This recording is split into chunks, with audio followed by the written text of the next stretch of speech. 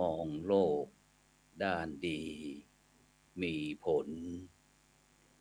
เห็นคนอื่นดีมีค่า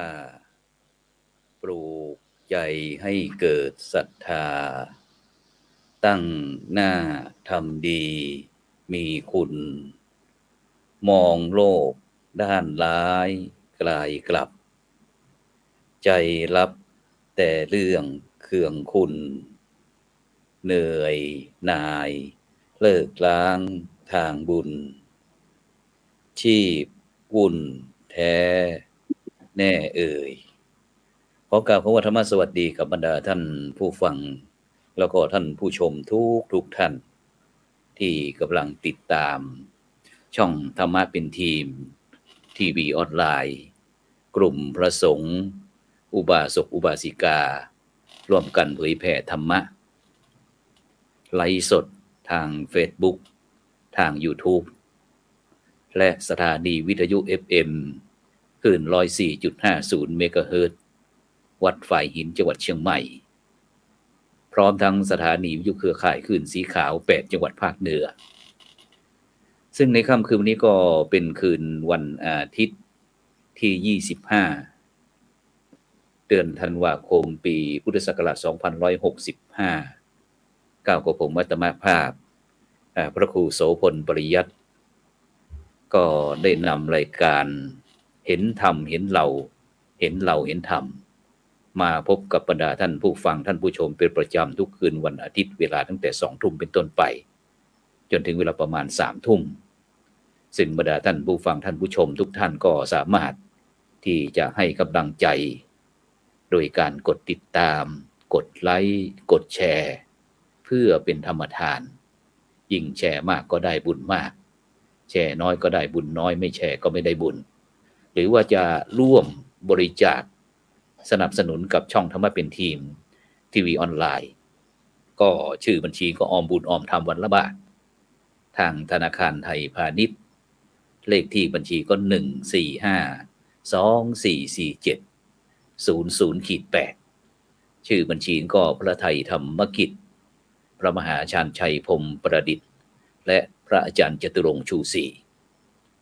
หรือว่าอีกธนาคารหนึ่งก็เป็นธนาคารกสิกรไทยเลขที่บัญชี376225327327-2ชื่อบัญชีก็พระมหาดวงทิพย์ปริยัตถาลีหรือว่าบรรดาท่านผู้ฟังท่านผู้ชมที่ต้องการที่จะมีส่วนร่วมในการสนทนาอยากสอบถามทางผู้ดำเนินรายการหรือว่าผู้ร่วมรายการของเราก็ส่งข้อความมาทางอินบ็อกซ์ซึ่งเราก็จะได้นำหัวข้อที่ท่านได้สอบถามมาสนทนาเรียนถามผู้ร่วมรายการซึ่งวันนี้ก็เช่นเดียวกันบรรดาท่านผู้ฟังทั้งหลายนะทางบรรยากาศที่จังหวัดเชียงใหม่ในวันนี้ก็อากาศก็เย็นสบายนะโดยเฉพาะที่วัดพระสิงห์วรมหาวิหารนะวันนี้ก็เป็นวันอาทิตย์นะเป็นวันที่มีกิจกรรมถนนคนเดินนะตั้งแต่บริเวณหน้าวัดพระสิงห์วรมหาวิหารจนถึงขวงประตูท่าแพรวมถึงอนุสาวรีย์สามกษัตริย์นะฉะนั้นก็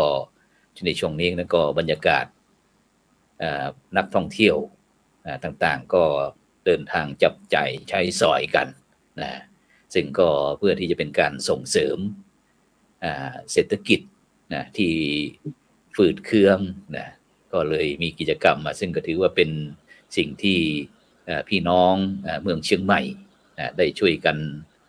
อนุรักษ์สืบสานจารีตประเพณีซึ่งก็มีหลากหลายนะโดยเฉพาะในวันนี้ที่กิจกรรมที่พระวิหารหลวงวัดพระสิงห์วรมหาวิหารนั้นในภาคกลางคืนนั้นหัวค่ำนะก็ประมาณตั้งแต่6 โมงเป็นต้นไปนะพระเดชพระคุณหลวงพ่อพระเทพสิงหาวราจารย์เจ้าวาดวัดพระสิงห์วรมหาวิหารพร้อมทั้งคณะสงฆ์ก็ได้ประกอบพิธีเจริญพระพุทธมนต์เจริญจิตตภาวนาถวายแด่สมเด็จพระเจ้าลูกเธอ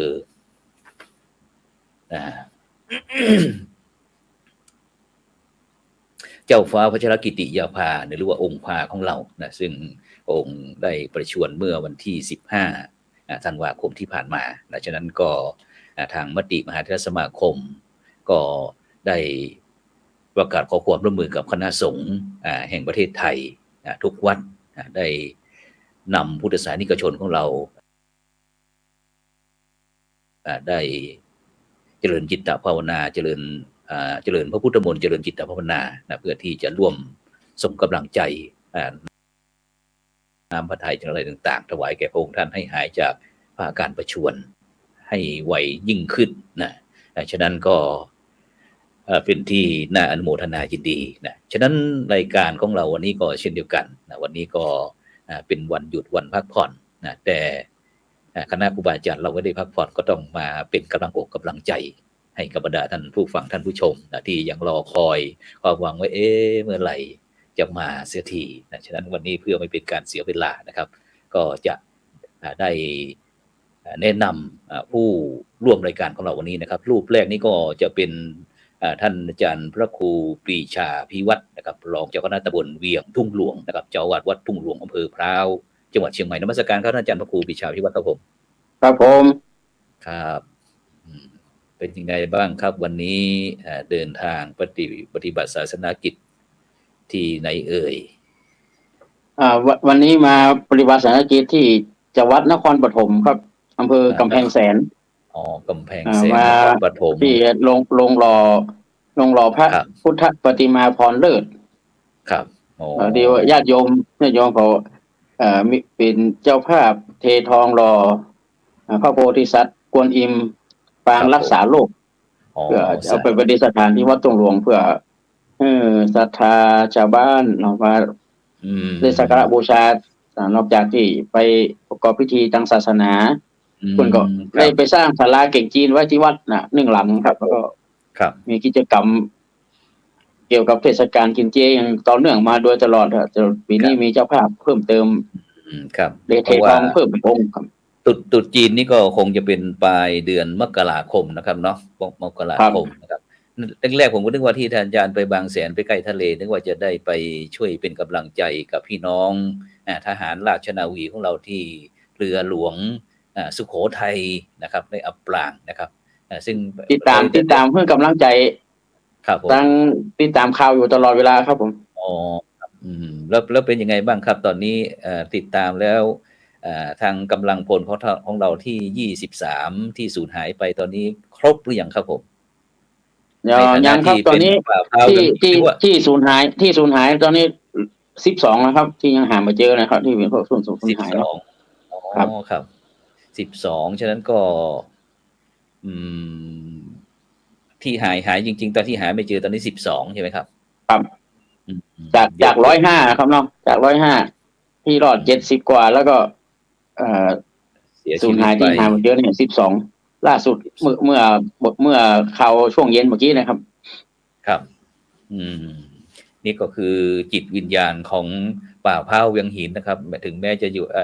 ถ้าอยู่เชียงใหม่นี่แน่นอนนะอาจารย์จะต้องเป็นผู้ที่นำทางไปนะครับได้รับว2ว8อะไรต่างๆนี้นะครับแต่นี่ก็ไปแล้วก็ส่งภาคเหนือกันครับภาคเหนือก็ไปอยู่แล้วครับแต่นี่มันเลยขีดความสามารถที่พื้นที่ที่เราจะบริการนะครับครับนี่ก็เอาจิตใจกำลังใจไปเนาะครับผมครับสาธุครับไปที่รูปที่2ครับรูปที่2นี้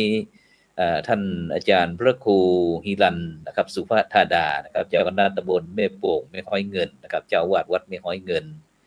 อำเภอดอยสะเก็ดจังหวัดเชียงใหม่นมัสการครับท่านอาจารย์พระครูฮิรันครับผมครับกับคารวะครับพระเดชพระคุณพระเถระมุเถระทุกรูปเราขอกับคารวะธรรมโกศลปริยัติเลขานุการเจ้าหน้าที่จังหวัดเชียงใหม่ตลอดถึงท่านพระครูปรีชาภิวัฒน์วัดทุ่งหลวงครับผมแล้วก็ขอเจริญพรญาติโยมทุกท่านที่ได้รับชมรายการในช่องทำตรงนี้นะวันนี้ก็ถือว่าเป็นโอกาสดีครับที่อีกครั้งหนึ่งที่ท่านพระครูโสพลปริยัติให้โอกาสกับผมได้เข้ามาร่วมบรรยายแลกเปลี่ยนกับทางรายการครับวันนี้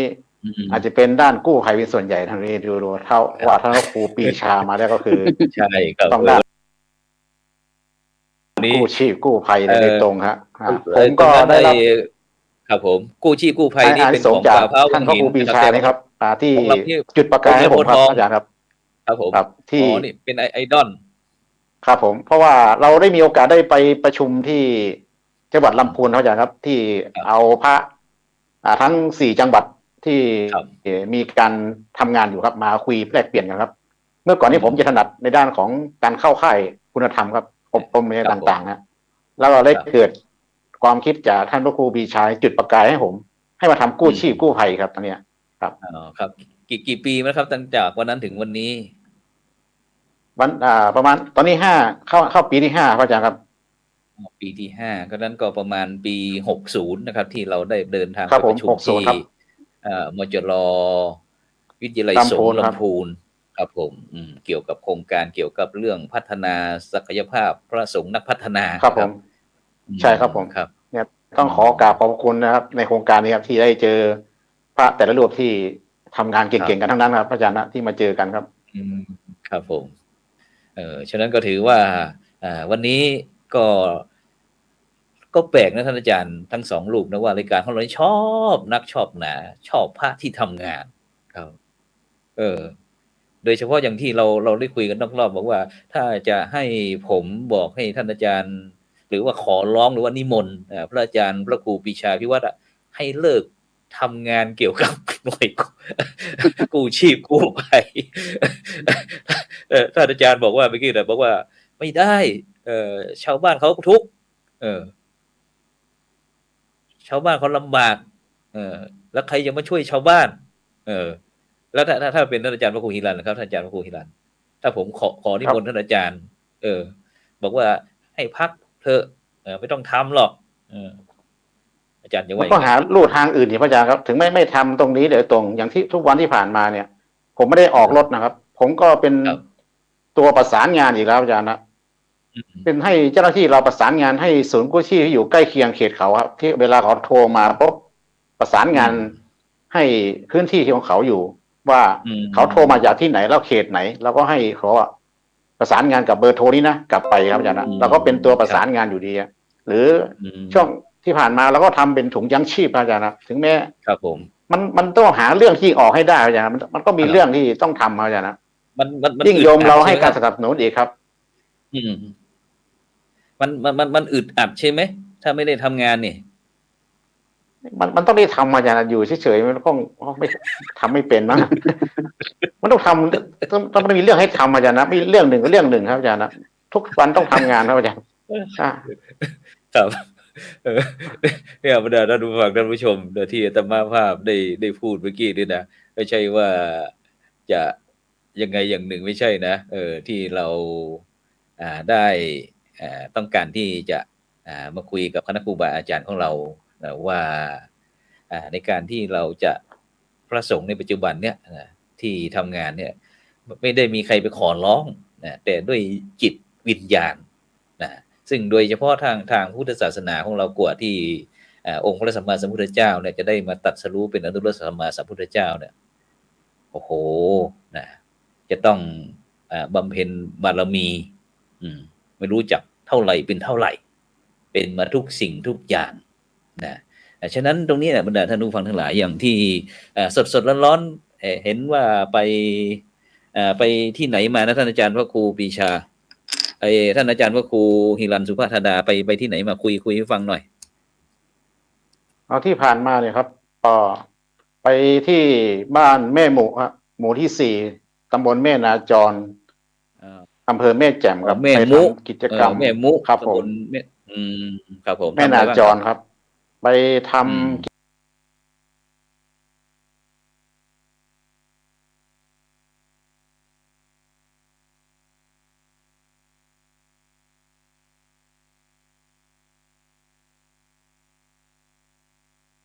กิจกรรมโครงการรวมพลจิตอาสาพัฒนาชุมชนครับอาจารย์ครับแล้วก็ลงไปพื้นที่ไป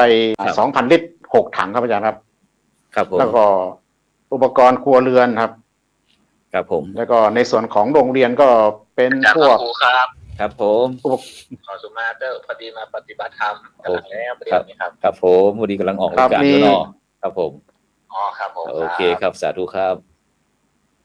ก็มีเสื้อผ้าครับอาจารย์ครับเสื้อผ้าของใช้ครับแล้วก็ของโรงเรียนก็จะเป็นอุปกรณ์การกีฬา ครับ แล้วก็อุปกรณ์เครื่องเขียนนะแล้วก็ ครับ อาหารพวกอาหารแห้งแล้วขนมนมเนยอะไรแจกให้เด็กครับวันนั้น ครับ มีทั้งหมด100 กว่าคนนะครับอย่างนั้นทั้งศูนย์เด็กเล็กแล้วก็อนุบาลถึงป .6 นะครับอาจารย์นะถือว่า ครับ เยอะเหมือนกันครับ อืม แล้วก็เอาญาติโยมไปด้วยประมาณ25 คนลูกครับอาจารย์นะครับ ไปร่วม ครับ ด้วยทำอาหารบ้างไปแจกของ ให้กับพี่น้องหมู่ที่4บ้านแม่มุกตรงนั้นนะครับ แล้วก็กิจกรรม อ๋อ ที่เราทำอาจารย์ครับ ครับผม ยังจะต้องได้สนับสนุนอีกครับอาจารย์นะหลังจากที่เราไป ครับ ไปพบปะกับคณะคุณครูแล้วตอนนี้ที่เราเช็คอยู่ที่ผมไปก็มีท่านพระครูชนทานพิทักษ์ท่านพระครูโสพลบุญยวัฒน์เจ้าหน้าตำบลป่าเมียงเทพเสด็จกับพระครูสังฆรัตนวัฒน์ครับพระสุคำแสน แล้วก็พระทิวแล้วพร้อมด้วยสทแล้วก็ชาวบ้านผู้จิตอาสาที่เรารวมพลกันนะครับพี่ยันรับเป็นเจ้าภาพถังน้ำรับเจ้าภาพอุปกรณ์กีฬาต่างๆผมก็เอาตรงนี้ปัจจัยทั้งหมดนี้รวบรวมซื้อ แล้วก็ไปมอบในวันที่24ครับอาจารย์นอนที่นู่น1 คืนครับนึกว่าจะหนาวกันนะแต่ไม่หนาวเลยอาจารย์ครับบ้านเรายังหนาวกว่าอยู่ครับผม อากาศเมื่อคืนเมื่อวันที่23ที่ผ่านมานะครับ ครับ กับหลังจากเสร็จแล้วกลับมาเราก็มาคิดกันว่าทางโรงเรียนนั้นเรายังต้องการของที่ต้องใช้อยู่ครับที่จะต้องได้สนับสนุน เช่นเป็นของอุปกรณ์เครื่องครัวครับอาจารย์ครับ ครับผม อย่างเช่นห เค ม้ รื่ อ องครัวนี้หม้อ ครับ หม้อ หม้อขนาด แกง 24 นิ้ว ข้าว ครับหม้อแกงครับผม หม้อ เตา แกง แก๊สนะครับพร้อมขาตั้งตะหลิวแล้วก็ตู้แช่ครับอาจารย์นะแช่ปักเพราะว่าที่โรงเรียนนี้คุณครูจะมาช่วยกันทำอาหารให้เด็กครับอาจารย์ครับ ครับ รู้สึกว่ามีความอบอุ่น โรงเรียนกินนอนหรือเปล่าครับอาจารย์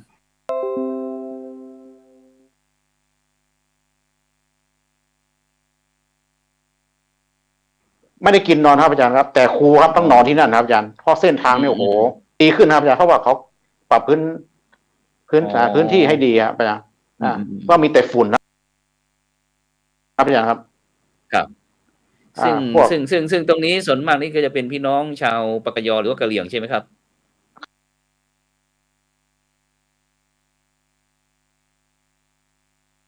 ครับผมปกจครับก็เขาจะอยู่ตามแล้วก็มีท่านวีระครับอยู่นู่นลูกเนินถือว่าท่านเก่งมากผมว่ายอมรับว่า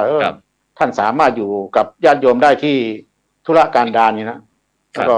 การเดินทางก็ลำบากเพราะอย่างนั้นต้องผมว่าทำไงไม่มีการสนับสนุนให้พระธรรมจาริกบ้างเพราะอย่างนั้นครับผมแต่ซึ่งโดยเฉพาะอาจารย์ครับอย่างที่ถังน้ำที่นี่1,500 ลิตรหรือว่า 2,000 ครับ 2,000ครับอาจารย์ครับ 2,000 ลิตรครับอาจารย์ไปเอาที่ไหนมาเนี่ยก็ประสานลงในเฟซบุ๊กครับเชิญชวนก็มีพระสงฆ์เราครับร่วมกันครับผม1 ถังท่านพระครูสังฆลักษณ์1 ถังท่านมหาทิติวุฒิ1 ถังครับสุภาพนิมิตร1 ถังครับร้านทองสินไพศาล1 ถังครับแล้วก็โยม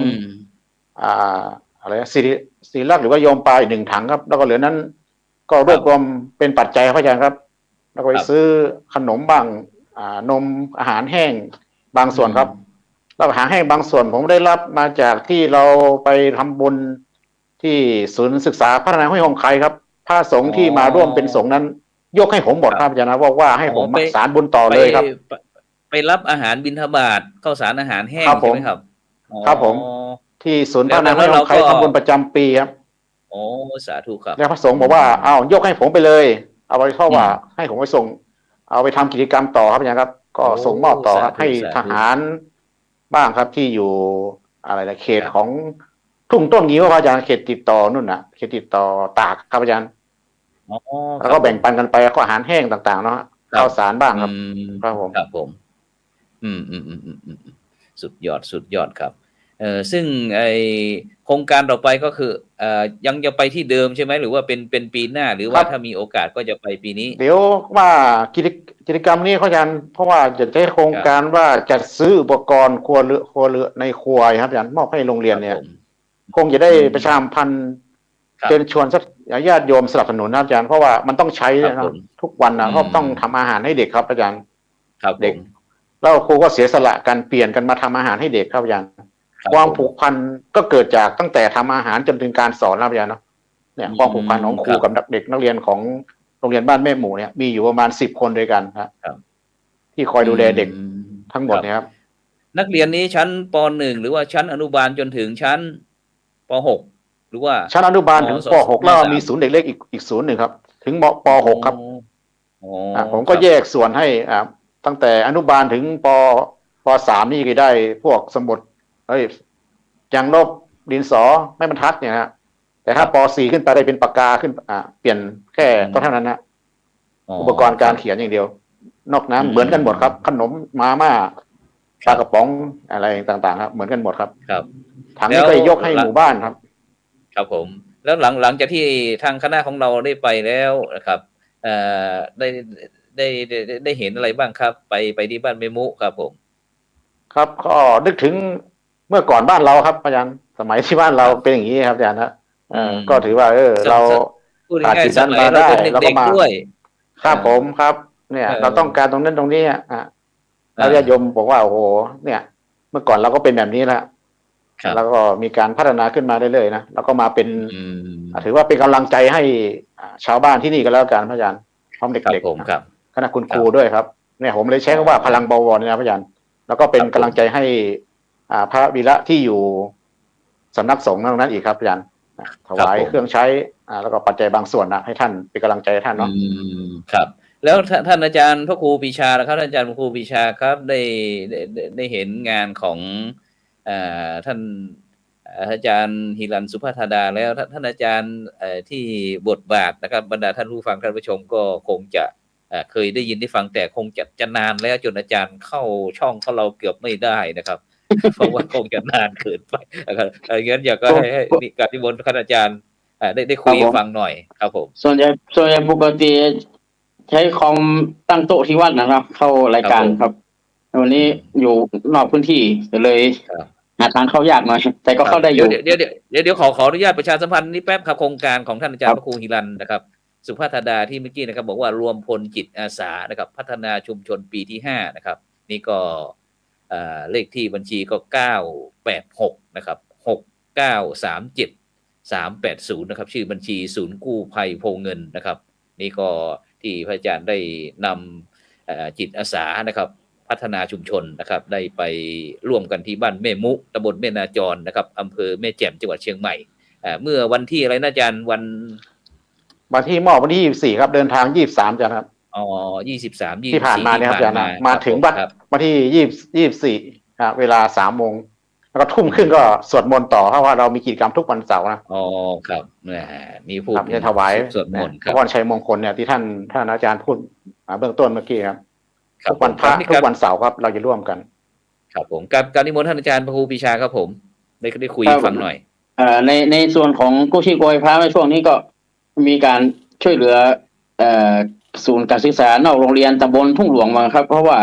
ครับผมอาคารกศนเดิมเนี่ยเจ้าของเพิ่นได้ขอคืนนะครับแล้วก็ทำให้ละอ่อนจำนวน43คนเนี่ยบ่มีอาคารที่จะมานั่งพบปะกลุ่มนะครับกศนแล้วก็ถามนิดนึงครับไออาคารเดิมเป็นอาคารของใครล่ะอาคารเดิมนี่เป็นของส่วนงานเทศบาลพออยากไปปรับปรุงเพิ่มเติมในส่วนของเทศบาลนะครับก็เลยต้องมาขอเคยแค่ว่าขอใจสถานที่ของหมู่บ้านที่เป็นศาลาอเนกประสงค์แล้วก็บ่ได้ใช้ประโยชน์มันโรคล้างไปผมก็ไปขอใจเนาะกศนไปทำเรื่องขอใจแล้วก็เอามาปรับปรุงเปลี่ยนซ่อมแซมหลังคาแล้วก็อันบุผนังเพดานด้านในให้เป็นห้องเรียนนะครับแล้วก็เดินระบบไฟฟ้าทาสีใส่ประตูหน้าต่างให้ครับก็อาศัยช่างโลที่จิตอาสาของกู้ชีพกู้ภัยป้าวังหินแล้วก็ทางนักเรียนกศนมาช่วยกันเริ่มตั้งแต่เมื่อวันที่16 17 18นะครับตอนนี้ก็ยังคงค้างเกี่ยวกับติดเดินระบบไฟดำเนินการเกี่ยวกับเรื่องขอใจไฟฟ้าเข้าไปในตัวอาคารนะที่กำลังปรับปรุงนะครับก็อาศัยจากพี่น้องศรัทธาชาวบ้านร่วมบริจาคให้หอมใจงบประมาณบ่เกิน 50,000 นะครับเพราะคุณก็บริจาคให้หอมมากันในส่วนทางกศนน่ะเปิดบัญชีโดยตรงเลยของตำบลทุ่งหลวงครับเพราะว่าทุกวันนี้ทุกตำบลเนาะจะมีศูนย์กศนของแต่ละที่ดังนั้นในเขตพื้นที่ตำบลทุ่งหลวงและคณะสงฆ์ แล้วก็ฝ่ายงานสาธารณสงเคราะห์นะกู้ชีพกู้ภัยก็จัดทีมอาสาไปช่วยช่างปูนช่างเหล็กเชื่อมแล้วก็ทำสีต่างๆนะครับ ก็เปลี่ยนกันไปแล้วก็อาศัยว่า อาหารบิณฑบาตในช่วงเจ้าของพระภิกษุสงฆ์สามเณรในวัดตงหลวงนั่นก็ที่ฉันพอแล้วพอเพียงแล้ว ก็ยกไปเป็นเสบียงอาหารเข้ามื้อมาตอนเนาะให้กับจิตอาสาที่ไปร่วม แล้วก็มีชาวบ้านที่เปิ้นหันการทำงานเราที่ตั้งคณะกลุ่มกศนของตำบลทุ่งหลวงเอาลงห้องต้องของสู่กู้ชีพกู้ภัยเอาลงเพจของฮักเมืองเป้าเอาลงเนี่ยเพิ่นก็ทำอาหารมาร่วมส่งจิตอาสาแต่ละหน่วยงานแล้วก็สหบดีร้านค้าต่างๆนี่ก็เหมือนกันพร้าวสินไพศาลของอำเภอพร้าวเนาะเพิ่นจำหน่ายวัสดุการก่อสร้างก็สนับสนุนสี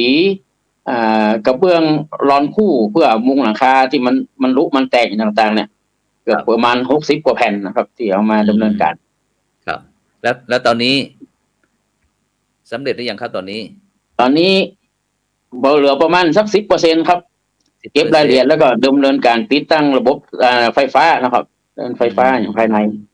ครับ10%ที่ทำนี้ยังพร้อมแล้วแต่ยังรอเวลาเสร็จเฉยๆใช่ไหมครับไม่ขาดอะไรไม่ขาดไม่เกินอะไรแล้วนะหรือว่ายังขาดอยู่เกี่ยวกับอุปกรณ์ไฟฟ้านี่ก็เดี๋ยวถ้าขาดผมต้องบิ๊กไปผมต้องเข้าไปดูเหมือนกันว่าถ้าขาดก็นิติว่าแต่พอมีครับเนาะชุดหลอดไฟอย่างต่างๆนี่ก็น่าจะสนับสนุนได้อยู่ครับหรือว่าถ้ามันขาดส่วนใดส่วนหนึ่งนะก็ใจพลังบวรนะครับประสานหน่วยงานต่างๆที่เพิ่นสนับสนุนเขาอยู่แล้วนะครับเนาะมาช่วยกันนอกจากที่กู้ชีพกู้ภัยส่วนใหญ่ว่างบ่มีเหตุอย่างเนาะเขามาสแตนด์บายแล้วเขาก็ไปช่วยช่วยเชื่อมช่วยติดฟ้าติดผนังกันต่างๆนะครับครับกู้ภัยป่าพร้าวเวียงหินนี่ถ้าไม่มีกิจอันใดเราก็ปรับสถานะเป็นช่างแต่ถ้ามีเหตุเข้ามาก็วางมือจากช่างก็ไปออกเหตุไปก่อนหมายความว่าเป็นนักรบทุกรูปแบบครับเพราะว่าเข้ามาด้วยจิตอาสาแล้วเนาะบอกว่ากู้ภัยมันเข้ามาตั้งแต่รุ่นแรกนะชุดรุ่นแรกเนี่ยนี้เขามีครอบครัวมีลูกหลานเนี่ยหรือว่าเป็นกู้ภัยในสายเลือดละออนลูกหลานเขานี่ 4-5 ขวบก็เริ่มมากู้ภัยกับทีมชุดพ่อแม่เขาละนะครับก็ฝากอะไรนะปลูกฝังอยู่ในสายเลือดในจิตสำนึกของงานจิตอาสากู้ชีพกู้ภัยครับฉะนั้นนอกจากที่อาจารย์จะทำหน่วยกู้ภัยแล้วอาจารย์ก็ยังมีการประชาสัมพันธ์ยังไงครับใช้ช่องทางไหนในการที่จะประชาสัมพันธ์ให้กับบรรดาสมาชิกหรือว่าผู้ภาคีเครือข่ายได้รับทราบงานของเราเนี่ยครับผมก็อยู่ในกลุ่มของกลุ่มไลน์ของภาคีเครือข่ายในอำเภอพร้าวนะครับเกือบทุกกลุ่มแล้วก็ Facebook เพจกู้ภัยแล้วก็สถานีวิทยุของคนฮักไม่แวนนะครับในคลื่นความถี่ 100.5 เมกะเฮิรตซ์ออกอากาศทุกวันพุธเวลาเที่ยงวันจนถึงบ่าย 2 โมงครับเพื่อเวลา2 ชั่วโมงในการประชาสัมพันธ์ทุกเรื่องของงานกู้ชีพกู้ภัยหรือจิตอาสาครับแล้ววันนี้ที่ผมส่งไลน์ไปเนี่ยเราส่งลงไลน์หรือยังส่งไลน์รายการที่ออกวันนี้รายการยังส่งที่ผมส่งยังไม่ได้แชร์หรอกครับผมเข้าอยู่หน้าจอผมได้แชร์ต่อเรื่องเดี๋ยวอาจารย์ก็กระโดดออกแป๊บนึงก็ได้แล้วก็รีบแชร์เดี๋ยวเขาจะได้ดูสดๆนี่เราจะได้คุยกันเดี๋ยวอาจารย์ก็เข้าใหม่ดีไหมอาจารย์พระครูหิรันสุภาธนาก็แชร์เลยนะครับครับผมว่าปกติถ้าท่านคิดว่าอย่างว่าตัวนี้ผมว่าถ้าเสร็จรายการแล้วก็แชร์ลิงก์ไปแล้วเขาดูย้อนหลังไม่เดี๋ยวเขาจะไม่ได้ดูสดของเราเผื่อที่เขาจะได้ส่งข้อความอินบ็อกซ์มาอาจารย์ออกไปแป๊บเดี๋ยวอาจารย์เข้ามาใหม่ออกแป๊บแล้วส่งแชร์ลิงก์เข้าไปแล้วครับน้องครับผมครับตอนนี้เราออกตรงช่องนี้ก่อนแล้วก็ส่งลิงก์เลยได้ครับอาจารย์อาจารย์สนทนากับอาจารย์พระครูฮิรันก่อนนะครับครับผมครับสาธุครับไปที่ท่านอาจารย์พระครูฮิรันสุภาธนาครับผมท่านอาจารย์พระครูฮิรัน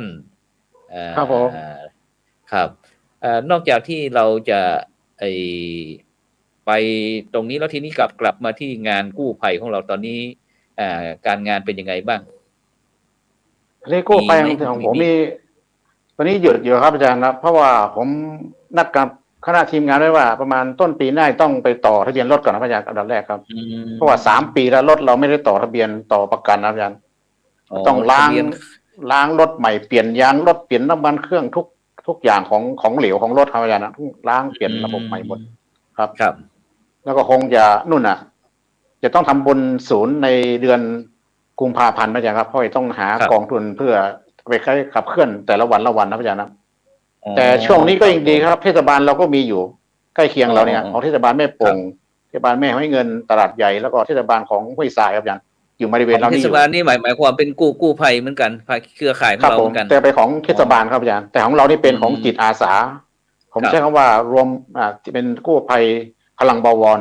องค์กรสาธารณกุศลครับอาจารย์ครับผมแต่ถ้าที่อื่นเขาโทรศัพท์เข้ามาที่เราก็แค่ประสานงานนะอาจารย์ช่วงนี้ไปก่อนเพราะว่าตรงนี้เราไม่สามารถที่จะออกเหตุได้เนื่องจากว่าเรายังไม่พร้อมในเรื่องของรถแล้วก็แจ้งเหตุไปที่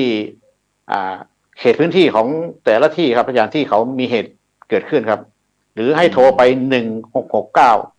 นี่จะเป็นศูนย์ใหญ่ของเวียงพิงก็สามารถที่จะรู้ว่ารถคันไหนออกคันไหนอยู่ประจำศูนย์นะอาจารย์ครับถ้าที่ไหนออกเหตุแล้วเขาก็ย้ายที่ใกล้เคียงเข้ามาแทนที่พระอาจารย์ครับไม่ต้องยึดติดครับว่าต้องเป็นเสื้อบ้านของเราไหนก็ได้ครับอาจารย์ที่เวียงพิงเรียกเข้ามาให้สลับกันครับอาจารย์บางครั้งเทศบาลเราอาจติดเหตุอยู่เทศบาลใกล้เคียงว่างอยู่ก็ต้องเข้ามาสลับครับอาจารย์เพื่อให้คนป่วยนั้นไปถึงมือหมอได้ไวที่สุดครับสาธุครับนอกจากที่เราจะทำกู้ภัยแล้วปกติเมื่อก่อนนั้นเราเดี๋ยวนี้อย่างค่ายคุณธรรมครับอาจารย์ครับเป็นยังไงบ้างตอนนี้ที่วัดแม่ห้อยเงินของเรามีครับค่ายคุณธรรมตอนนี้ครับผมไม่ได้ทำเลยอาจารย์ครับตอนนี้คุณครูเอาไปที่โรงเรียนครับอาจารย์เนื่องด้วยว่าผู้ปกครองยังไม่อนุญาตบางส่วนครับแล้วบางส่วนก็อย่างที่ผมโรงเรียนบ้านเชิงดอยดุสิตศึกษาเนี่ยมาทั้ง400 กว่าคนอาจารย์ผมรับไม่ได้มันเยอะเกินนะเพราะว่าวัดเรามันแคบผมรับสูงสุดได้ประมาณไม่เกิน250 คนนะอาจารย์ครับนั่นเราก็ต้องเปลี่ยนแผนครับก็ไปอบรมที่โรงเรียนแทนครับอาจารย์ครับการอบรมตอนนี้เริ่มต้องเปลี่ยนแปลงนะอาจารย์เนาะหลังจากที่โควิดเข้ามานี่ทำให้เด็กเรียนหนังสือค่อนข้างที่จะลำบากในเรื่องของการรับบรรยายเฉยๆนี่ไม่ได้อาจารย์ครับต้องใช้สื่อล่อเขาทันไม่งั้นไม่ทันเขาแล้วอาจารย์ลองให้พิธีกรทดสอบดูใช้บรรยายไม่ได้ผลนะอาจารย์นะต้องเป็นใช้สื่อเข้าไปทดแทนนะเพราะว่าเขาคุ้นเคยกับสื่อมานานอาจารย์2 ปี 3 ปีเนี่ยฮะเขาอยู่กับสื่อตลอดเรายังใช้สไตล์เดิมไม่ได้อาจารย์นะเราต้องพลิกแพลงใช่ครับต้องพลิกแพลงในการเข้าไปหาเขาอาจารย์ตอนนี้ต้องรวดเร็วครับทันใจอาจารย์นะแล้วก็ได้สรุปข้อความได้ชัดเจนครับอาจารย์เนี่ยวิธีการมันก็เปลี่ยนแล้วอาจารย์ตอนนี้เด็กของเราก็เปลี่ยนไปละว่ายุค New Normal หลังจากที่โควิด-19 มานี่ก็วิถีชีวิตที่เราเคยทำไปพูดง่ายๆก็เป็นเกือบ20 ปีนะครับเนาะแต่ก็ต้องมีการปรับประยุกต์เช่นเดียวกันนะครับแม้กระทั่งการเข้าค่ายอบรมค่ายคุณธรรมนะครับครับผมนะครับทุกอย่างเขาอย่างปรับหมดครับปรับหมดเลยทั้งการญาติโยมศรัทธาญาติโยมมาวัดเป็นยังไงบ้างเปลี่ยนแปลงไหมศรัทธาญาติโยมครับหลังจากที่เมื่อก่อนนี่เคยปฏิบัติทำกันห้องแอร์ตอนนี้ออกมาแล้วอาจารย์อยู่ที่โล่งละอันดับแรกก็ดีอย่างเขาประหยัดไฟบ้านไปอย่างแล้วเมื่อก่อนเมื่อมาใหม่ๆครับมาวัดไม่ได้ผมก็ใช้สื่อเนี่ยที่ผมว่านะใช้สวดมนต์ทางออนไลน์โดยมีตัวหนังสือวิ่งให้ญาติโยมอยู่ที่บ้านสวดพร้อมกับเราที่วัดครับอาจารย์ให้โยมดูมือถือเพราะทุกวันนี้โยมก็มีมือถือเหมือนกันหมดแค่มีใช้เกิดประโยชน์และแก้ปัญหาได้ครับอาจารย์ครับนี่คือสิ่งที่เราได้ส่งเสริมให้มันทันยุคทันเหตุการณ์เพราะญาติโยมเขาก็กว้างขวางอาจารย์ไม่ใช่ว่าอยู่แค่บ้านอย่างเดียวเขาก็เดินทางเขาก็มีมือถืออาจารย์เขาก็ดูเปรียบเทียบได้หมดครับว่าเป็นยังไงบ้างสังคมที่บ้านเราหรือภาคอื่นภาคไหนก็ตามอาจารย์สามารถเรียนรู้ได้หมดเลยโดยที่มีสื่อในมือแล้วตัวเนี้ยครับนั่นสิ่งสำคัญเราต้องตามเขาครับอาจารย์ต้องว่าเขาไปทำอะไรอย่างไรเราถึงจะได้ตรงจุดครับในการที่เราอยู่ไปพูดครับอาจารย์อันนี้ก็คือสิ่งที่ ที่พระสงฆ์เราอะณปัจจุบันควรที่จะปรับ มีการ วิธีการอย่างนะวิธีการแต่ทุกอย่างเหมือนเดิมอะแต่พิธีการนำเสนออย่างครับก็ทำให้เข้าถึงได้ง่ายขึ้นครับพระอาจารย์ครับผมครับซึ่งที่ผมได้นำภาพอะไรต่างๆที่ให้บรรดาท่านผู้ฟังท่านผู้ชมท่านผู้ฟังที่ติดตามทาง FM คือ 104.50 เมกะเฮิรตซ์พร้อมทั้งเครือข่ายขึ้นสีขาว8จังหวัดภาคเหนือก็คงจะได้ยินแต่เสียงนะครับซึ่งภาพตอนนี้เราก็จะเป็นภาพที่ปีใหม่พี่น้องชาวปากากเกยอหรือว่ากะเหรี่ยงที่วัดห้วยบงอำเภอกระยาณิวัฒนาจังหวัดเชียงใหม่ของเรานะซึ่งพระเดชพระคุณหลวงพ่อพระพรหมเสนาบดีเจ้าคณะภาค7กรรมการมหาวิทยาลัยสมาคมทั้งหลวงพ่อเจ้าคุณพระธรรมวชระบัณฑิต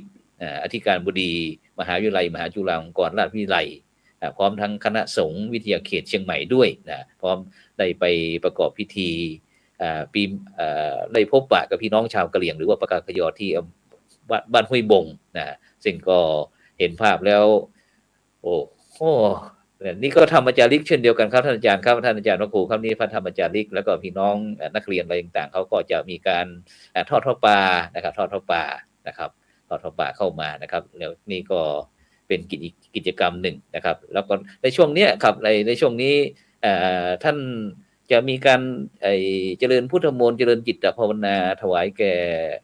พระองค์พาไหมครับท่านอาจารย์พระครูหิรันครับที่ไม่ห้อยเงินเรา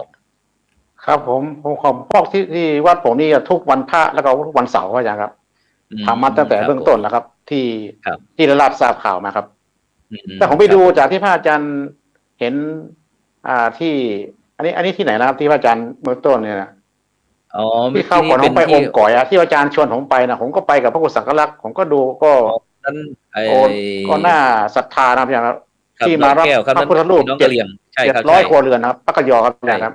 ที่วัดพระธาตุดอนแก้วครับก็ได้มีโอกาสได้ไปชมไปดูตั้งแต่ขบวนแห่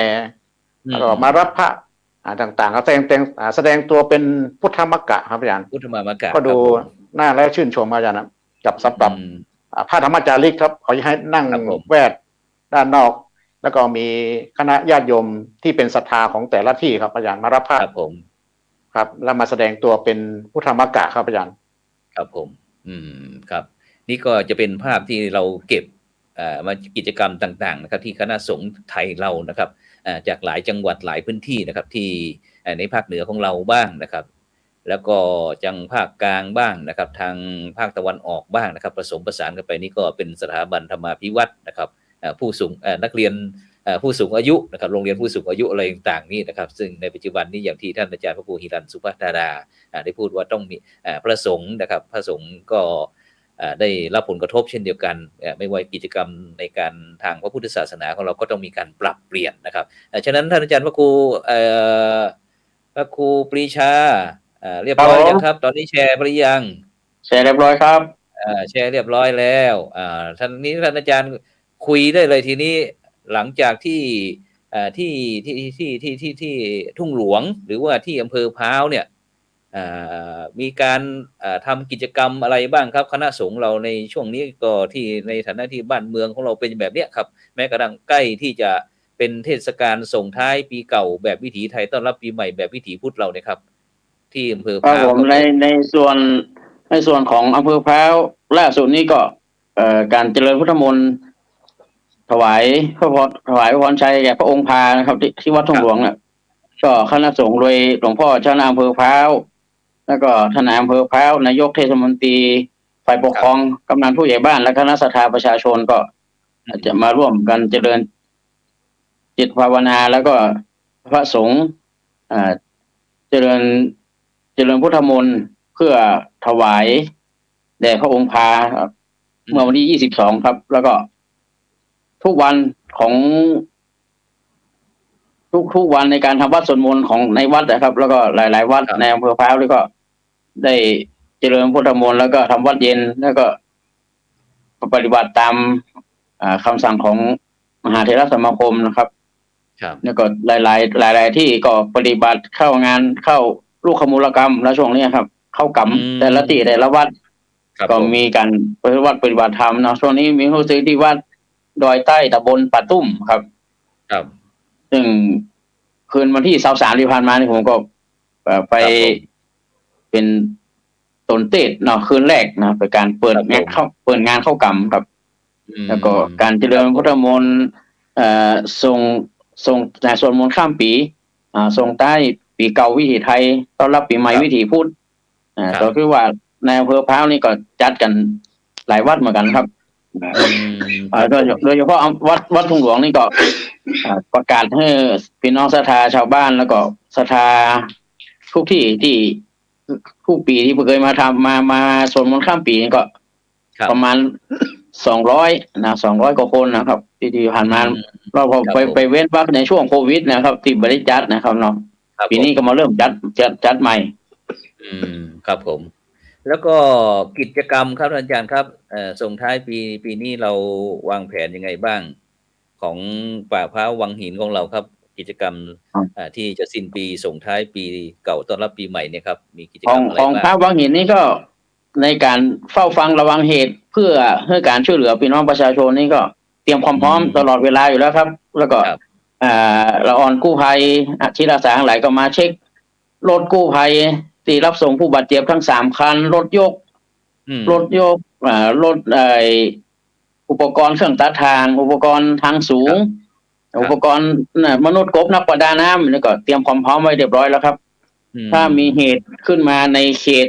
ของอำเภอเป้าหรืออำเภอใกล้เคียงหรือจังหวัดใกล้เคียงแล้วก็พร้อมที่ให้การช่วยเหลือแล้วก็พูดถึงว่าณเวลานี้ครับนักท่องเที่ยวนี้ส่วนใหญ่อย่างผมเดินทางจากเหนือขึ้นมาทางภาคกลางมีแต่นักท่องเที่ยวขึ้นไปภาคเหนือเอานักนะครับโดยเฉพาะแหล่งท่องเที่ยวต่างๆตั้งแหล่งท่องเที่ยวทางภาคกลางตัวนี้ก็ซอบลงไว้แล้วมาพอที่อย่างอุทยานมังกรเนี่ยเนาะในที่สุพรรณบุรีเนี่ยวัดป่าเลไลอันนี้ก็รถลาเมื่อก่อนเนาะก็จะเต็มลานจอดไปหมดนะเวลานี้ที่จอดรถนี้มีเหลือเฟือเราสังหารว่านักท่องเที่ยวเนี่ยขึ้นไปทางเหนือเฮา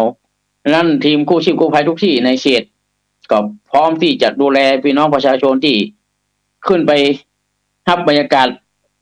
กาศความหนาวเย็นเนาะของเมืองเหนือเฮานะครับเนาะแต่ครั้นี้นั้นน่ะช่วง7 วันอันตรายนี่ก็ต้องขอปฏิบัติตามกฎที่เพิ่นได้ประกาศกันไปแล้วเนาะโดยเฉพาะทางส่วนหน่วยงานที่เกี่ยวข้องนะคือการขี่รถเวยกว่ากำหนดกฎหมายครับรถย้อนสอนฝ่าฝืนกฎจราจรหมดนี้ครับแล้วก็บ่คาดเข็มขัดนิรภัยมีใบขับขี่ก็ขับรถเนี่ยนะแซงในที่ขับขันเมาสุราบ่สวมหมวกนิรภัยหรือหมวกกันน็อกแล้วก็มอเตอร์ไซค์บ่ปลอดภัยเนาะใช้โทรศัพท์ในขณะขับรถเหล่านี้ถ้าทุกท่านที่เดินทางเนาะในช่วง7 วันอันตรายอย่างพวกเนี้ยปิกไปบ้านไปสังสรรค์ไปร่วมกับไปพบปะญาติพี่น้องครับผมฮู้แล้วฮู้ตัวเก่าเนาะฮู้ตัวมีสติแล้วเมาแล้วบ่ขับรถให้คนอื่นขับเนี่ยอุบัติเหตุก็บ่เกิดขึ้นแล้วก็ดูแลรถลาตัวเก่าให้ดีเนาะเพราะว่ารถเครื่องรถยนต์จะออกไปแอวที่ไหนป้าลูกป้าหลานป้าครอบครัวไปเนี่ยท่านก็ต้องเช็คระบบรถของท่านให้ดีถ้าประมาทเนาะโดยเฉพาะไปที่ดอยอย่างขึ้นดอยอินทนนท์ดอยอ่างขางหรือม่อนล้านอย่างแต่ถ้ารถบ่พร้อมเนี่ยอาจจะเกิดอุบัติเหตุได้ทุกเวลาแต่ทั้งนี้ทั้งนั้นเนี่ยก็ยังอุ่นใจได้ว่ามีอาสากู้ชีพกู้ภัยในเขตของจังหวัดเชียงใหม่เฮาเนาะอย่างอำเภอพร้าวก็พร้าววังหินแล้วก็ของเทศบาลหลายๆที่ก็พร้อมที่จะให้การช่วยเหลือทุกรูปแบบทุกกรณีครับพร้อมที่จะซัพพอร์ตนะครับอันเพียงว่าถ้าติดต่อไปที่เบอร์ของท่านอาจารย์พระครูนี่ก็ได้อยู่เนาะ06298ได้ครับเพราะโทรศัพท์ผมก็ครับบ่เคยปิดนะครับหรือว่าเบอร์ของกู้ภัยป้าบ่เห็นก็อัน0951789899ถ้าเกิดออนเขากิจการอยู่หรือติดงานเนี่ยนะช่วยคนป่วยอยู่ผมมีเวลารับโทรศัพท์มันก็จะส่งลิงก์โอนสายเมื่อผมเพื่อรับเหตุการณ์ครับแล้วก็1669ก็ใช้ได้ตลอดครับโทรฟรีทั่วประเทศไทยนะครับ1669ครับผมไปศูนย์ไหนอยู่ที่ใกล้ที่สุดก็ศูนย์สั่งการของแต่ละจังหวัดก็จะโทรหรือว่าวิทยุไปบอกให้แต่ละกู้ภัยกู้ชีพกู้ภัยแต่ละที่ออกให้การช่วยเหลือผู้ประสบเหตุโศกภัยครับ ครับผมโอเคได้เลยครับฉะนั้นบรรดาท่านผู้ฟังท่านผู้ชมเนอะนะในช่วงเอ่อเทศกาลส่งท้ายปีเก่าต้อนรับปีใหม่ซึ่งปีนี้ก็จะเป็นกรณีพิเศษสักนิดหนึ่งนะที่ทางส่วนราชการหรือว่าทางมหาเถรสมาคมไทยแล้วก็ได้เชิญชวนพี่น้องคนไทยทุกหมู่เหล่าได้ร่วมกันได้ปฏิบัติอย่างที่นับถือพุทธศาสนาก็ได้ประกอบพิธีทางพุทธศาสนาก็คือสวดมนต์ไหว้พระเจริญจิตตภาวนานะเพื่อที่จะได้ร่วมเป็นน้ำหนึ่งใจเดียวกันนะส่งพลังจิตไปถวายแก่พระองค์พาของเราเพื่อที่จะได้หายประชวรไวๆนะส่วนพี่น้องที่นับถือศาสนาต่างๆนะก็สามารถที่จะปฏิบัติศาสนกิจตามแบบศาสนพิธีของแต่ละศาสนาได้เช่นเดียวกันนะครับฉะนั้นไปที่ท่านอาจารย์พระครูหิรันสุภาธดาครับท่านอาจารย์พระครูครับท่านอาจารย์พระครูหิรันช่วงเทศกาลส่งท้ายปีเก่าต้อนรับปีใหม่เราได้วางแผนเกี่ยวกับจะจัดกิจกรรมยังไงบ้างครับโดยเฉพาะในที่แม่ห้อยเงินของเราครับเพราะว่าเราจัดทุกปีแล้วครับในเรื่องของการสวดมนต์ข้ามปีครับแล้วก็ต่อในวันที่1แล้วก็มีการใส่บาตรที่ผมว่าพูดถึงครับที่นี่เราจะทำกิจกรรมต่อเนื่องไปเรื่อยครับอาจารย์ที่ว่าใช้ว่าไตรมาสในการทำงานครับผมจะรู้แต่ละเดือนว่าผมจะทำอะไรและต้องการอะไรเพื่อจะเอาไปตอบโจทย์ที่ผมตั้งไว้ฮะญาติโยมผมก็ทำตามเพราะว่าเห็นผลแล้วก็มันสามารถนำไปใช้ได้จริงๆครับอย่างเช่น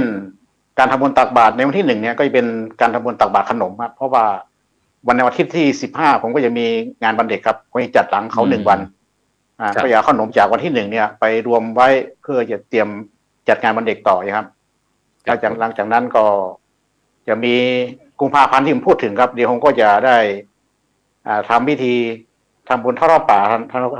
พระครูครับในเรื่องของจะหาทุนครับเพื่อจะได้เอารถออกเหตุปฏิบัติงานตามเหมือนอย่างท่านพระครูปีชาพูดนะเพราะทุกวันนี้ผมก็ต้องหยุดก่อนเนื่องโดยว่าสถานการณ์ผมไม่พร้อมแล้วก็ช่วงก่อนนะจิตอาสาผมมันไปทำงานส่วนมากเป็นราชการทำงานเกี่ยวกับบริษัทครับอาจารย์ครับจากพวกนี้เขามาทำงานไม่ได้ครับเพราะว่าเขาต้องถูกไล่ออกงานครับผมก็เลยคิดว่าเราลองปรึกษาหรือว่าเราหาวิธีการใดพอดีในระแวกผมมันมีกู้ภัยพร้อมหมดครับทุกที่แต่เราก็ใช้วิธีการในการมอบถุงยังชีพแทนครับอาจารย์ครับก็เปลี่ยนวิธีการทำครับอาจารย์แล้วก็ไปเสริมให้เขาในส่วนที่เขาขาดไปอย่างชุดเรามีชุดของในการดูแลผู้ป่วยแล้วก็ปรับเปลี่ยนเป็นแพมเพิร์สไปลงไปหาผู้ป่วยอื่นครับอาจารย์เราก็ใช้วิธีการนี่ที่ผมว่าลุกลับปรับเปลี่ยนครับอาจารย์ในการทำงานตลอดครับถึงแม้เราจะไม่สามารถออกรถได้แล้วก็ทำงานในการอย่างอื่นได้ครับอาจารย์ครับ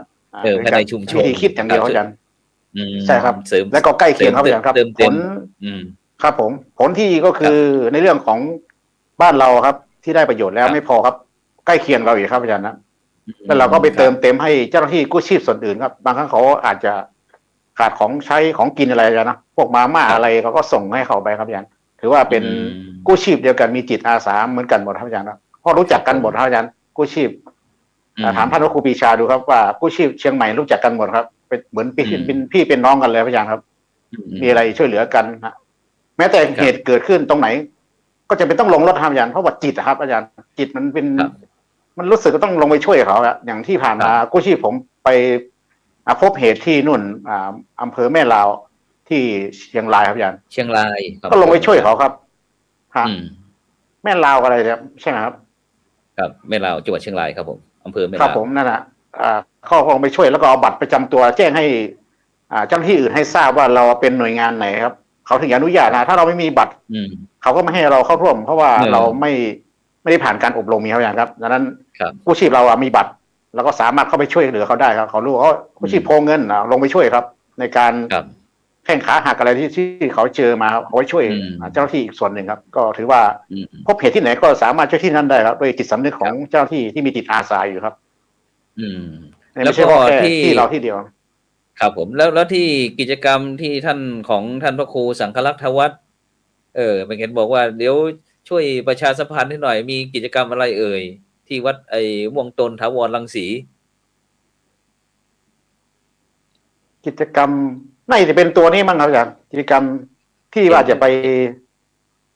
เนี่ย เห็ ที่ น ไป ว่า สนับ จะ สนุน กิจกรรมส่งท้ายปีเก่าต้อนรับปีใหม่เช่นเดียวกัน เห็นว่าทำ อ๋ ทุ อก ปี วันนี้ของท่านผู้สังกำลังติดประชุมครับวันนี้ติดประชุมที่วัด ใช่ ก็จะม ใช่ อบสินน้ำใจให้คณะกรรมการหัวหมวดฮะแล้วก็มอบปฏิทินครับแล้วแจ้งสรุปรายรับรายจ่ายของแต่ละปีให้ญาติโยมที่เป็นกรรมการหัวหน้าหมวดได้รับทราบ แล้วก็แจกทั่วไปหมดครับอาจารย์ก็คือสิ่งที่โปร่งใสครับ ทั้งวัด แล้วก็คณะกรรมการญาติโยมที่มาร่วมทำบุญของวัดถาวรรังสีม่วงโตนครับอาจารย์ได้รับทราบ แล้วก็ได้รับปฏิทินไปครับอันนี้เป็นสินน้ำใจจากวัดถาวรรังสีม่วงโตนครับ ครับผมสุดยอดเลยครับ นี่ก็ แต่ผมก็เนี่ยก็กำลังต่อเนื่องอยู่ครับที่ว่านะครับ ครับผมครับแต่ฉะนั้นก่อน มันทำแล้วอาจารย์ต้องทำต่อมันต้องทำให้สำเร็จครับครับ มันคง ไม่รู้จะจบจากสิ้นนะครับผมแล้วมันเกิดแล้ววิธีคิดว่าจะเมื่อไหร่จะพักเมื่อไหร่จะพักเลยครับผมว่าเอาจนเราไม่สามารถทำอะไรได้ครับอย่างนั้นเราก็มีสมองช่วยคิดให้เขาครับอาจารย์นะถึงแม้จะไม่ทำงานไม่ได้ก็เป็นกองสนับสนุนแล้วกันอาจารย์ถ้าสมมติถ้าถึงจุดนั้นมานะผมคิดว่าเราไปเป็นกองสนับสนุนให้เขาเปิดทางให้เขาได้ทำครับสนับสนุนเติมเต็มสร้างขวัญและกำลังใจให้เขาอย่างเงี้ยครับอาจารย์ถามว่ามีอะไรให้ช่วยเหลือไหมแล้วก็เติมให้เขาดีกว่าครับอาจารย์ประมาณนี้ถ้าทำไม่ได้นะครับอาจารย์ครับผมครับไปถามสุดท้ายคำถามสุดท้ายให้อาจารย์พระครูปีชาพิวัตรหน่อย เมื่อไหร่จะพักไปเรื่อยๆครับจนกว่าจะหมดแรงสืบแล้วก็สืบเนี่ยรุ่นสู่รุ่นครับรุ่นสู่รุ่นไปเรื่อยๆปลูกฝังเยาวชนคนอำเภอพร้าวต่อไปครับผมคิดว่างานกู้ชีพกู้ภัยและงานสาธารณสุขคณะสงฆ์เนี่ยก็ยังต้องอยู่ต่อไปเรื่อยๆครับตราบใดที่บ้านเมืองเรายังมีพุทธศาสนาเป็นหลักชัยให้กับศรัทธาประชาชนแล้วเป็นที่พึ่งทางใจและเป็นที่พึ่งคุณพระช่วยนะครับได้ดีนะเวลานี้ก็ทำต่อไปเรื่อยๆครับอย่างก่อนที่จะมานครปฐมมาหล่อพระแม่กวนอิมนะครับคืนวันที่23 5 ทุ่มกว่าก็ไปช่วยโปรดคนที่คิดจะตัดช่องน้อยแต่พอตัวนะคนคือจะเขียนจดหมายลาลูกลาเมียละจะคือทะเลาะเบาแวงอะไรต่างๆในครอบครัวแล้วก็ทางลูกเมียเขาก็อยู่ต่างอำเภอไม่รู้จะพึ่งใครให้ไปช่วยก็โทรมาหากู้ภัยผมก็ไปด้วยพอเห็นพระนี้เขาก็เหมือนกับไปสะกิดเลยครับให้เปลี่ยนความคิดในการที่จะอันตวินิบาตกรรมนะครับครับผมโอ้สาธุช่วยชีวิตมาหนึ่งชีวิตล่าสุดนะครับครับพอดีขออนุญาตมีข่าวประชาสัมพันธ์ครับจากไอโรงเรียนนะครับโรงเรียนวัดม่วงชุมนะครับวิทยาตำบลป่าสักอำเภอภูซางจังหวัดพะเยานะครับซึ่งก็จะมีตารางบิณฑบาตอาหารข้าวสารอาหารแห้งนะครับในเขตพื้นที่อำเภอภูซางนะครับประจำปี2565นะครับวันที่26จนถึงวันที่30ธันวาคมนะครับซึ่งก็วันนี้ก็เริ่มตั้งแต่บ้านแกหมู่3อะไรต่างๆนะครับแล้วก็วันที่27 28 29นะครับจนไปถึงวันที่30นะครับลูกเนนจะเดินธุดงค์ธรรมยาตรานะครับของสามเณรนักเรียนโรงเรียนวัดม่วงชุมนะครับวิทยานะครับอำเภอภูซางจังหวัดพะเยาโดยท่านอาจารย์พระมหาจิตรการอภิปุญโญนะครับปรริยนธรรม8ประโยคนะครับหลวงพ่อเจ้าคณะอำเภอภูซางนะครับเจ้าอาวาสวัดสถานผู้อำนวยการโรงเรียนวัดม่วงชุมนะครับซึ่งโดยเฉพาะวันที่30นี่ก็จะเป็นการตักบาตร2แผ่นดิน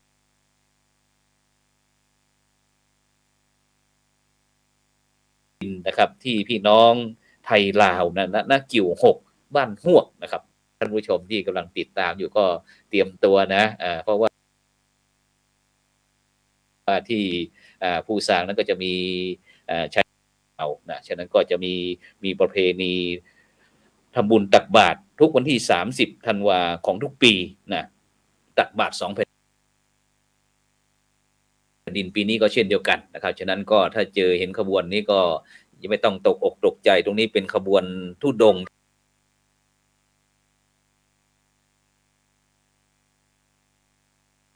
ธรรมยาตราของสามเณรนักเรียนโรงเรียนวัดม่วงชุมนะครับซึ่งจะเดินทางตั้งแต่วันที่26นะครับก็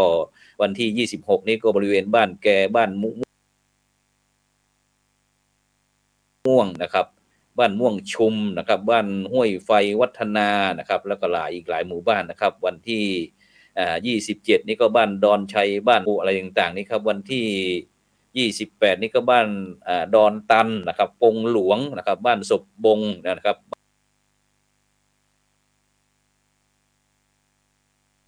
บ้านปัวนะครับบ้านก่อน้อยนะครับแล้วก็วันที่29นี่ก็บ้านหัวนาบ้านทุ่งกล้วยต่างเหล่านี้นะครับแล้วก็วันสุดท้ายวันที่30ธันวาคมนี่ก็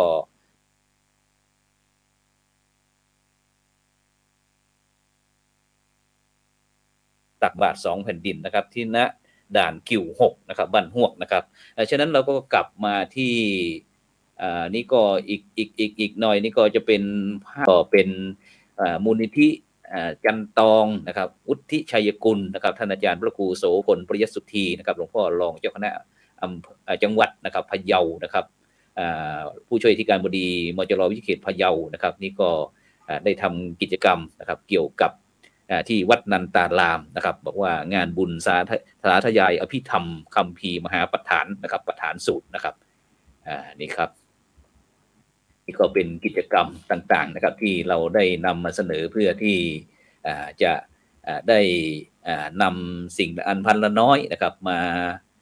คุยกับบรรดาท่านผู้ฟังท่านผู้ชมนะครับแล้วก็ที่วัดพระสิงห์วรมหาวิหารนะครับ